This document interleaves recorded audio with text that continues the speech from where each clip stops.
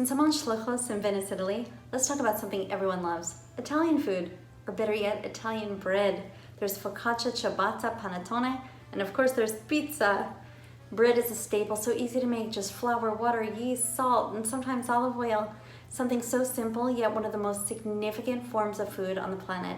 Bread is a major source of sustenance. In fact, we're taught that bread represents all of our physical needs. That's why we say such a special blessing before and after we eat it. Speaking of blessings, just last week we read about the mitzvah of giving a portion of the dough as a gift, Hafrashas Gala. This special mitzvah entrusted to us is one that women all around the world do just as they did thousands of years ago.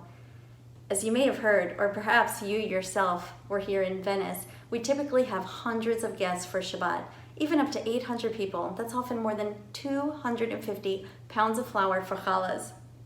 Bread in any shape or form is a foundational part of a meal. I want to talk to you about two foundational things in life, not pizza and biscotti, but rather faith and giving.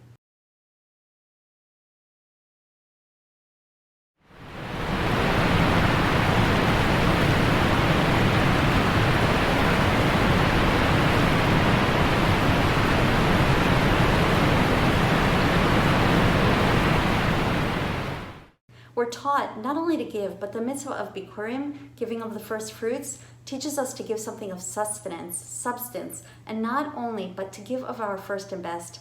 It's human nature to wonder, if we give, how will we know we'll have enough for ourselves? Especially if we give first instead of using what we need and then only after that giving what's remaining. We've all just been through a year of hardships, something the likes of which most of us have never experienced before. We faced fear of the unknown, concern of what will be, and confusion about how to move forward. Empty streets. Well, I'm gonna make the best of it. Gonna get some fresh air and some sun. It's been 3 long months. But God assures us that not only will we have what we need, we'll have enough to also give to others and even to give them first. This assurance provides us an eternal teaching on how to view life. Life can be stressful. We have to work hard, work smart to maintain our own sustenance, but we must think also about others. We must help each other and give with a full heart, with the faith that God will bless us on a level such that even before we eat, we can happily give of our first portion, with gratitude, with faith, that knowing things will come our way through our action and through blessings. Interestingly, everything in our physical world has a spiritual equivalent. Even when we are involved in earthly matters, spirituality from above can infuse our physicality here below. That's why in mundane matters, we shouldn't separate ourselves from holiness and instead elevate the physicality with spirituality. But we have to be balanced. It's our nature as women and girls to be givers, to want to nourish others, but it's also important to nourish ourselves. And we should strive to fulfill our potential, but to create a protective barrier and not confuse that with having to say yes to everyone and stretching ourselves too thin. We can be prudent in our endeavors and think carefully about how we should go about our daily involvements. Let me ask you something. Did you ever wonder why God gave the Torah in the desert? The desert is basically ownerless, meaning no one can claim it as being their own. Since we know that there's nothing random in the Torah and that every phrase and even every letter is meaningful, then God's choice of this location must hold specific significance in our daily lives.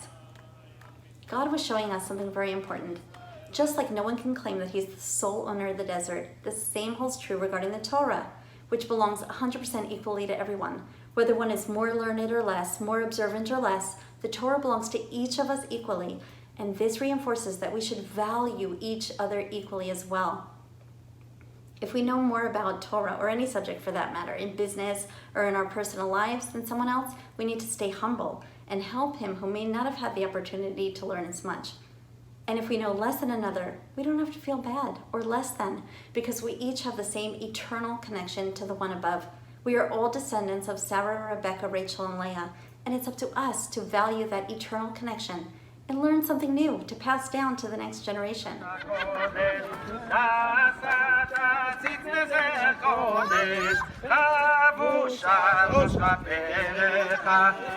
By the way, learning the weekly Torah portion is a great place to start. And nowadays, with everything more readily available than ever, whether you order a book and have it shipped to your house or learn directly online, every single one of us can add in our learning, even if it's just 5 minutes a day. I want you to think about something for a minute. If time wasn't a concern, what is something that you would want to study about or learn how to do? Speaking of time, there's a very interesting Torah law that relates to time, but also to having faith. It's the mitzvah of Shemitah. We can work the land for 6 years, and the 7th is a resting period for the land, like Shabbat. 6 days we work, the 7th we rest. We learn that the mitzvah is not about working and then resting, but actually that by first pausing from our activities in the mundane world and focusing on the holy aspects of our lives during a period of rest, then a blessing follows and infuses our work with abundance. And by consistently pausing from mundane needs, we strengthen our faith that all blessing comes from the one above. And the blessing is for 3 years, and not just for 1 year of rest. Why 3 years? Because God's blessing will not only supply us with enough produce for the 6th year, but also for the 7th year when we don't work the land, and even for the following year, when nothing will grow that year since the land will not have been worked the year prior. Our involvement in the world allows us to complete our work of avodat habirurim, refining and elevating the world around us. And every 6 days and every 6 years, there's the period of rest, which is actually the impetus that allows us to achieve an improvement in the world. This mitzvah is kept physically only in Israel, but its spiritual nature is pertinent all over the world, for you and for me. It not only keeps us from being overwhelmed by life's daily stresses, but helps us transform our lives and the world into the best they can be. Another question. Do you ever wonder how you can improve your life? Our future depends on our actions today.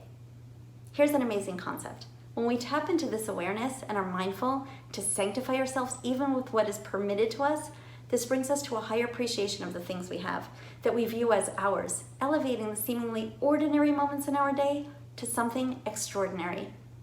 Nowadays, mindfulness is a buzzword, but the Torah has been teaching this for more than 3,000 years. Physically, mindfulness has been proven to reduce stress and anxiety, lower blood pressure, and improve sleep. And it can even help you transcend the physical, making you more spiritual, more holy, connecting your essence to the divine. Connecting. You know, it's interesting. The word mitzvah is actually related to the word savsa, meaning connection. We can make all of our actions special by infusing them with holiness, making life itself more sacred and more cherished, which will ultimately improve the world around us, one simple action, one mitzvah at a time. My hope for each one of us is that we should all overcome any personal limitations, have faith in ourselves, and courage to do what we set out to do. Just remember, it all begins with you.